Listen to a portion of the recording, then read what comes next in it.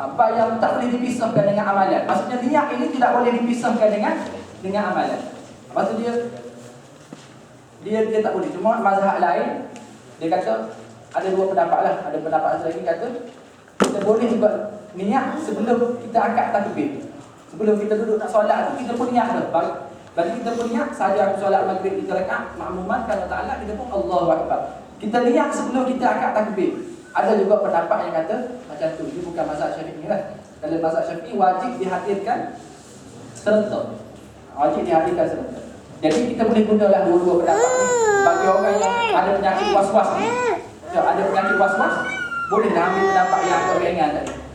Dia bermain Allah setengah jam dah rokok lah. Dia bermain Allah tak mari. Tak tahu dah. Payah sangat rata je lah. Allah boleh rata je. Tapi kalau orang macam ni, ambillah pendapat yang agak ringan tadi. Dia niat dalam hati dah nak sembahyang maghrib, lepas tu dia akan takbir. Okey. Maka wajib niat. Niat ni pertama kita kena ada dalam niat ni. Solat kalau dia kena takyid, itu penting dalam solat. Kalau kita nak solat fardu, benda yang penting solat, contohnya kita nak solat zuhur. Perkara yang penting kita kata sahaja aku solat zuhur fardu. Sebab solat zuhur ni dia ada fardu dan dia ada sunat. Ada solat sunat zuhur. Solat sunat zuhur sebelum zuhur, selepas zuhur. Ada solat fardu zuhur. Tak. Dan satu lagi yang perlu hadirkan juga ialah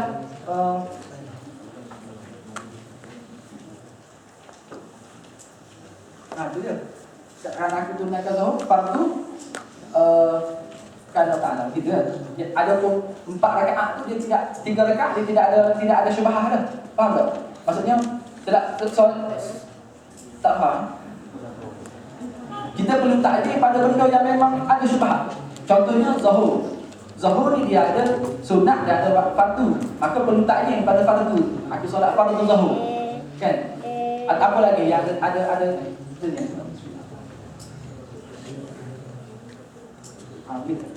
Adapun solat berjemaah.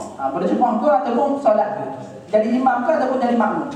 Kena takyid kan sebab dia ada syubhat kan. Adapun 3 waktu maghrib tu kalau kita tak hadir dalam niat pun tak apa, sah dah. Kita tak kata solat maghrib 3 rakaat tak apa. Ataupun solat maghrib kerana Allah Taala sebab kan memang kita solat kerana Allah Taala tu. Maksudnya yang perlu ada dalam niat tu takyid tadi kan solat fardu zuhur ataupun solat dan makmumah ke ataupun imam. Mudah je. Saya aku sembahyang zuhur, makmum. Allah.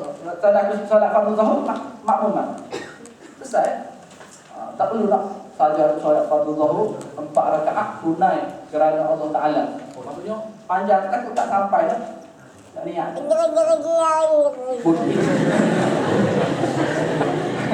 Ada respon tak? Itu yang terbaik kan? Okey, untuk itu untuk solat fardu kan. Untuk solat sunat ni dia ada 2. Yang pertama solat sunat mutlak dan yang kedua adalah solat sunat bersebab. Ada pun solat sunat mutlak ni. Solat sunat mutlak itu kita nak sembahyang sunat. Apapun kita nak sembahyang sunat, tak ada sebab apa pun. Saja aku sembahyang sunat kerana Allah Taala. Maka niat kita saja aku sembahyang sunat cukuplah. Saja aku sembahyang sunat, maka cukuplah. Kalau kita dapat hadirkan dalam hati kita saja aku solat sunat, maka dah selesai. Sebab itu untuk solat sunat mutlak. Ada pun solat sunat bersebab ni, contohnya solat sunat duha. Solat sunat duha ni sebab kerana duha ataupun solat sunat tahiyatul masjid. Sebab apa kita boleh solat tahiyatul masjid ni? Sebab kita masuk masjid. Kita tak boleh solat tahiyatul masjid dalam ni. Saja tu ada ni duduk dalam komputer dalam bilik kita tak apa solat sunat tahiyatul masjid. Tak boleh. Sebab kita dibolehkan solat sunat ni tahiyatul masjid kerana sebabnya kerana kita masuk masjid. Itu dipanggil solat sunat bersebab. Ataupun kita boleh solat duha sebab masuk waktu duha. Maka kita boleh solat duha. Maka yang ni kena takyid. Saja aku solat duha, saja aku solat sunat duha. Dia sebut duha. Sebab dia solat sunat yang bersebab, bukan solat sunat mutlak. Maksudnya kita cakap dia sebut niat tadi. Kena takyid niat. Takyid ni kena tentulah. Takyid tak faham dia takyid. Okey. Secara cepat. Yang kedua adalah takbiratul ihram. Takbiratul ihram ni adalah rukun. Mengangkat tangan itu adalah sunat. Tapi ucapan Allahu Akbar itu rukun. Kalau tak sebut Allahu Akbar, maka tidak sah. Hati-hati ya dalam takbiratul ihram. Jangan panjangkan panjangkan Allahu Akbar. Tidak sah. Kalau A tu dia jadi berubah makna. Kalau A panjang, Allahu Akbar tu dia jadi tanya soal, adakah Allah Maha Besar? Adakah Allah Maha Besar? Dia jadi dua alif, dua hamzah tu. Dia jadi maksud adakah Allah Maha Besar? Jadi dia kena, kalau panjang kat ba tak apa. Allahu Akbar. Allah panggil kat Allah tak apa. Jangan panggil kat A lah. Kena muda. Jangan Allahu Akbar. Tidak boleh salah. Panggil kat Allah tak apa. Okey. Kenapa dinamakan takbiratul ihram? Kerana takbir yang mengharamkan segala benda yang lain. Maksudnya dinamakan kenapa dinamakan takbiratul ihram? Dinamakan takbiratul ihram ni kerana takbir ni bila mana kita angkat takbir, segala yang halal tu jadi haram langsung. Kita halal main bola, kita halal cakap, kita halal suka, kita halal dan gerak. Bila mana kita angkat takbiratul ihram tu haram langsung. Tak makan nasi, tak boleh, tak minum air, makan nasi memang halal jadi haram. Semua jadi haram kenapa? Kerana dengan satu takbir tadi. Allahu Akbar. Sebab itu dinamakan takbiratul ihram. Takbir yang mengharamkan segala benda yang halal.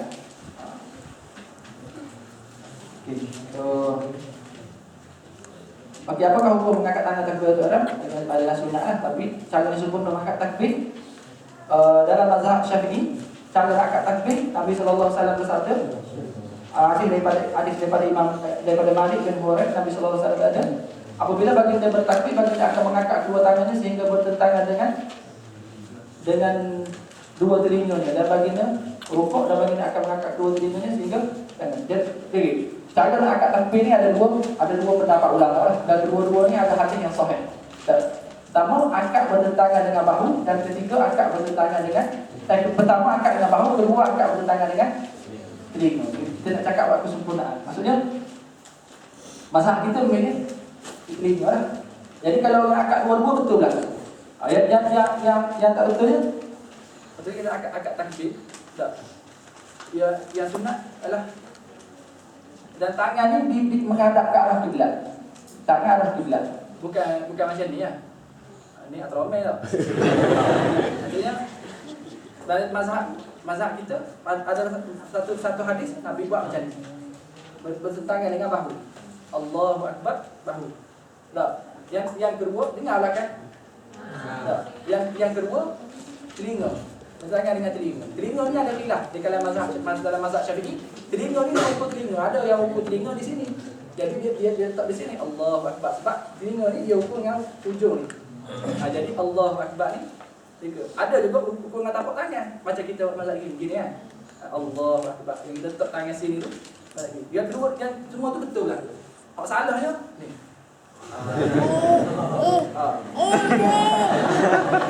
Serendah.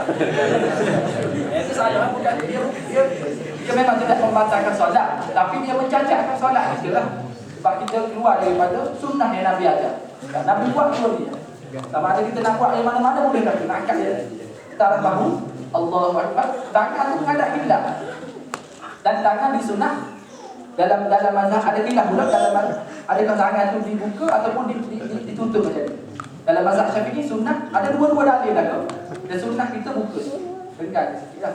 Kalau nak tutup pun ada juga mazhab yang kata tutup. Ada dalil juga. Tapi kalau dia tak apa, lagi mana kita beramal dengan sunnah Nabi tak apa. Dan yang penting beramal dengan sunnah ayah kita. Kita ikut ayah kita, jadi maksud kita buat sunnah ayah kita tak jadi.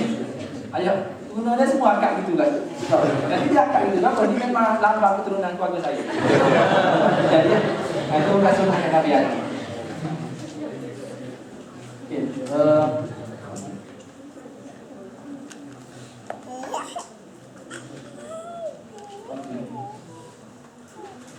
Selain daripada takbiratul ihram, bila masa lagi untuk mengangkat tangan, disunatkan mengangkat tangan. Disunatkan mengangkat tangan juga. Selain pada takbiratul ihram adalah masa kita nak rokok, kita angkat tangan juga. Dan semasa kita nak bangun daripada rokok, dan masa kita nak bangun daripada at-tahiyat awal. Kita bangun daripada at-tahiyat awal, kita disunatkan juga angkat takbiratul ihram. Bukan setiap takbir. Ada kawan dulu masa sekolah Arab lah, sekolah menengah. Setiap rakaat dia angkat takbir. Baru memang rakaat angkat takbir. Tidak kan? Dia hanya rakaat kedua nak bangun dari rakaat kedua nak bangun ke rakaat ketiga. Itu sahaja disunatkan kita angkat takbir. Bukan setiap rakaat. Okey. Okey. Bila masa tangan hendak diangkat. Okey, tangan nak diangkat ke takbir ada 3 riwayat hadis Nabi dan tiga-tiga ni sahih berlaku. Boleh pilih. Kita nak angkat takbir, kita ke takbiratul ihram ni ada 3. Pertama kita angkat takbir sekali dengan angkat tangan. Contoh macam ni kan. Contoh kita kata Allahu Akbar. Maksudnya kita takbir sekali dengan angkat tangan. Itu yang pertama. Yang kedua, kita angkat tangan dulu baru takbir. Allahu Akbar. Maksudnya itu yang kedua. Yang ketiga, kita takbir dulu baru angkat tangan. Allahu Akbar. Ketiga-tiga ni riwayat sunnah, ada hadis kan. Itu ada Nabi buat lah. Betul lah ke ketiga-tiga? Yang tak betul tu dia berlaku kok.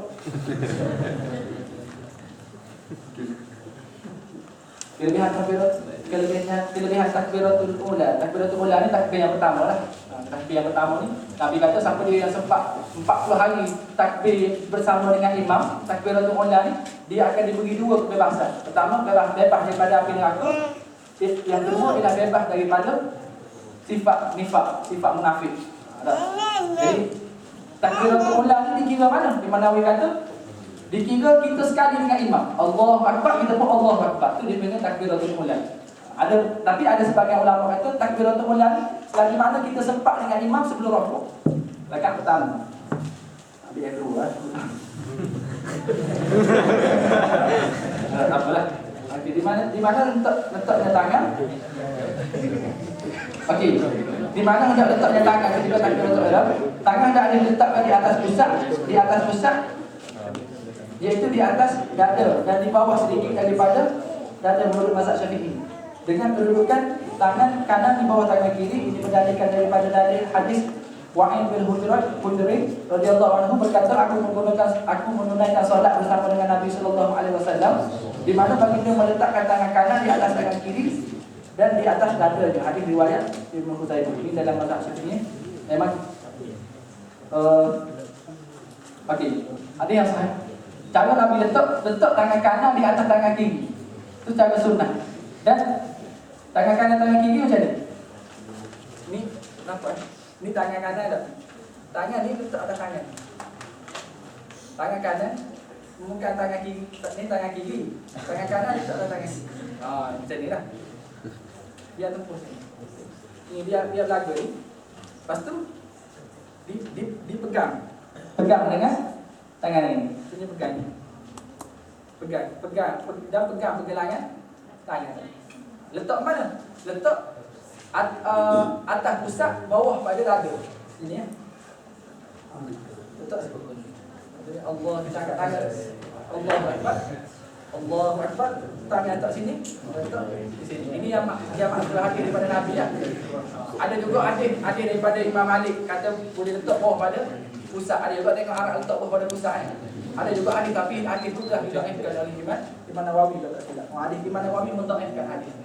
Maka hadis itu ada dhaif. Tapi yang sahihnya Nabi letak. Ada juga orang letak sini macam-macam. Orang letak sini ada kata Syekh Abdul Bakar. Katanya Syekh Abu Bakar ada 10 riwayat letak tangan. Tapi yang paling tepat adalah di tengah-tengah kan? Di tengah-tengah. Ada pun letak di tepi ni kau yang dhaif. Ada Allahu Akbar. Dan yang ini pun tak termasuk dalam Syekh Abu Bakar sebut tu, tak termasuk dalam 10. Maksudnya Allahu Akbar memang tak tahulah daripada hadis mana.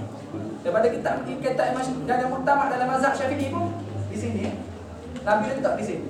Adapun di sini tu satu pendapat yang lemah lah, satu pendapat yang lemah. Maka kita beramal dengan pendapat yang kuat. Dalam mazhab Syafi'i tangan tadi letak di atas dada. Saya terletak sini hanya kalau tepi.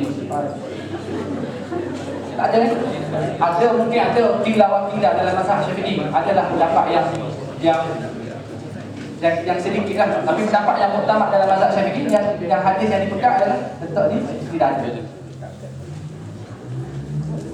Okey, yang seterusnya Nabi doa iftitah apa yang Nabi? Doa iftitah ni sunah ayat. Sunah ayat. Dia bukan sunah apa? Nanti kita tak baca doa iftitah sujud sawi. Tak baca doa iftitah jangan sujud sawi. Tapi ingat, kalau kita tak ingat baca doa iftitah, kita dah baca surah Fatihah, kita jangan undur balik. Tak boleh kita undur balik. Contohnya Bismillahirrahmanirrahim, Alhamdulillah. Ingat baca iftitah, ingat baca doa iftitah, kita pun undur balik baca doa iftitah. Tak boleh. Sebab doa iftitah adalah sunnah ayat dan kita sekarang tengah duduk dalam rukuk. Tak boleh nak meninggalkan rukuk untuk perbuatan sunnah. Kan? Kita dah bangun daripada rakaat kedua. Tak ingat kita bangun rakaat ketiga. Tak ingat nak sujud, nak duduk at-tahiyat awal. Maka kalau kita turun balik, batal solat. Kan? Sebab duduk at-tahiyat awal sunat apa? Kan? Kita bangun dah ni, hukum. Kita duduk balik, batal solat. Sebab kita meninggalkan perbuatan rukuk untuk sunat. Maka batal. Kan? Apatah lagi doa iftitah. Doa iftitah adalah sunat ayat. Sunat ayat kalau kita dah terbaca dah. Kalau kita dah terbaca surah Fatihah, jangan undur balik. Teruskan baca Fatihah. Dah tak boleh dah baca doa iftitah. Kan? Tak boleh. Sebab dia adalah sunat ayat. Okey, bacaan Fatihah. Okey, bacaan Fatihah ni adalah rukun lah. Cara Fatihah ni dia kena, satu Fatihah ni dia rukun, dia bacaan Fatihah ni dia rukun apa? Rukun qauli. Dia wajib kita dengar. Bukan tak sah. Dia kena dengar. Dia ingat kita kena dengar. Tambah-tambah lagi kalau kita solat bersendirian, orang perempuan solat rumah, kita dengar. Kena dengar dengan makhraj kalau orang perempuan.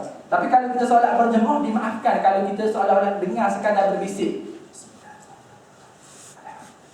Berbisik tak? Itu dimaafkan. Tidak, maksudnya makhraj tak bunyi mana tu? Maksudnya bismillah tak bunyi sangat. Tapi kalau solat berjemaah dimaafkan kerana tak nak ganggu kan orang tepi. Sekarang kita dah dengar. Agak-agak kalau orang sebelah dengar, kita dah dengar. Itu tak apa dah solat jemaah. Tapi kalau tak dengar langsung, tak sah solat kita dalam mazhab Syafi'i. Bukan dalam mazhab Syafi'i, memang dia rukun. Dia rukun qauli. Dia bukan rukun fi'li Fatihah ni. Dia rukun kalau rukun fi'li siapa keluar mulut. Tak apa. Tapi dia adalah rukun qauli. Yang rukun kita kena dengar dengan telinga kita. Jadi kita kena dengar. Solat dalam kita dengar.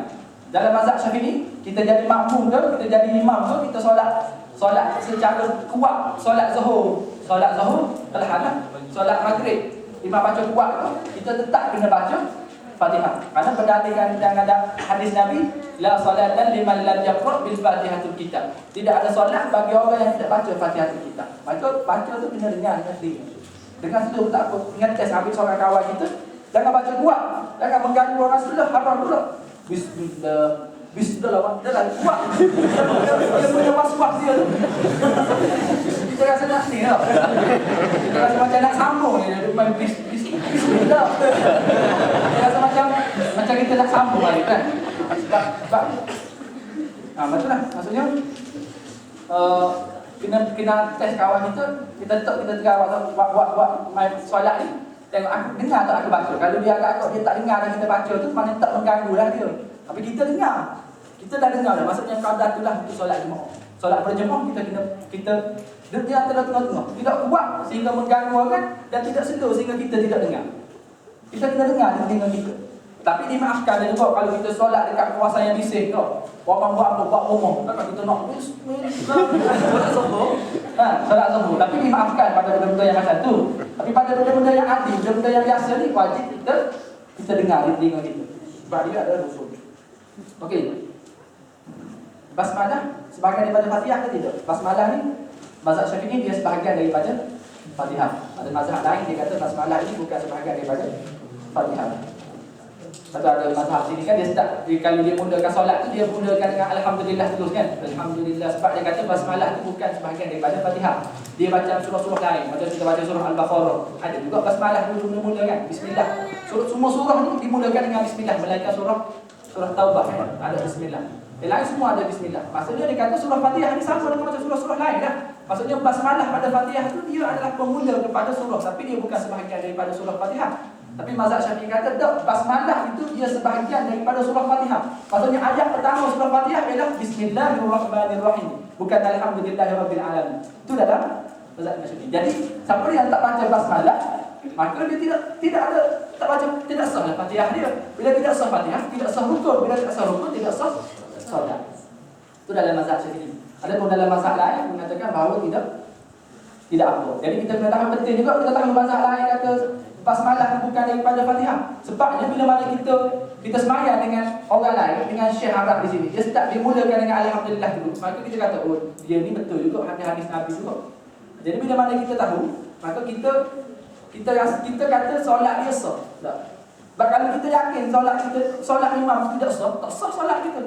Kan?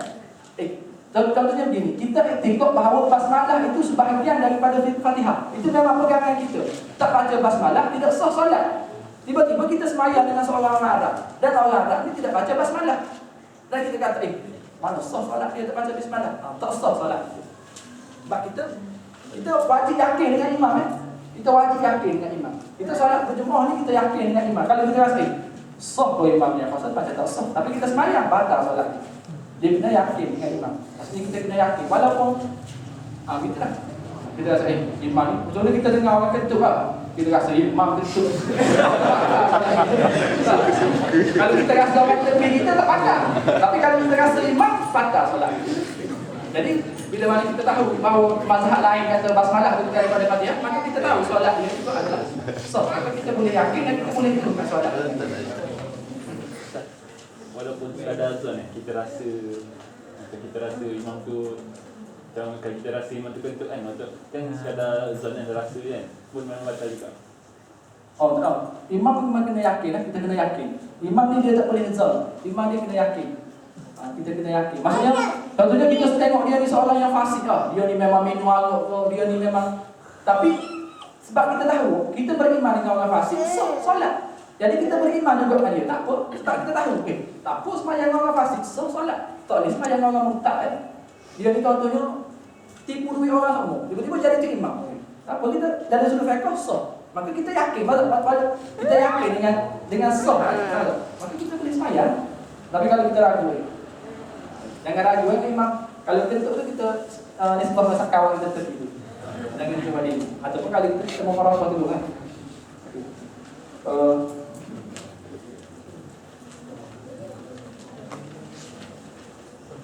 Bagi solat jahriyah, adakah bismillah itu perlu dibaca kuat ataupun baca perlahan?